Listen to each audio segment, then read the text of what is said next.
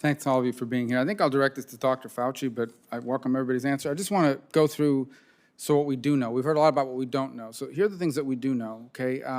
So SARS-1, we identified the host animal within 4 months.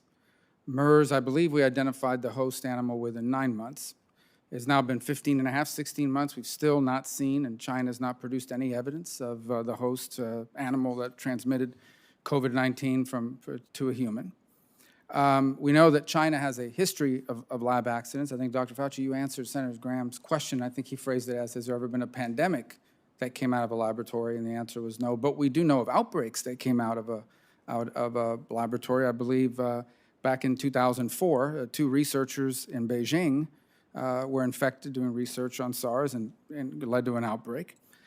China has a history of lab accidents.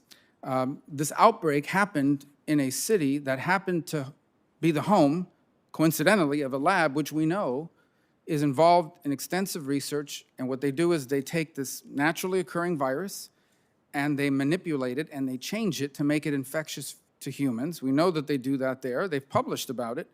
And it also happened in a city, in a lab, where a Rutgers biosecurity expert raised concerns about its safety. And our diplomats in 2018 were cabling back to Washington expressing concern about the safety. So I take all those facts together, right?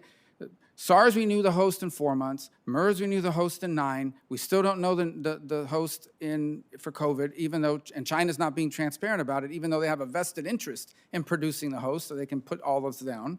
In a lab that we know is involved in changing viruses synthetically so that they become infectious for humans, in a lab that diplomats have told us is unsafe, and a country that had a history of lab leaks.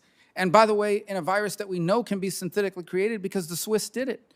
The Swiss created an exact replica of this virus in the lab for purposes of answering it. All of these facts were available to us last April. Why? I'll start with Dr. Fauci. Why did you dismiss the lab leak theory as credible? I have always said that the high likelihood is that this is a natural occurrence. I didn't dismiss anything. I just said it's a high likelihood that this is a natural occurrence from the environment of an animal reservoir that we have not yet identified. Well, and I still maintain that, but as I just mentioned in response to other questions, that since you don't know 100% about that, because no one knows, including me, 100%, what the origin is the reason why we're in favor of further investigation. Well, given everything I've just cited, and if anything I just cited is incorrect, I hope it'll be correct that I'm relying, obviously it's not my field of study, so I'm relying on what other experts have published.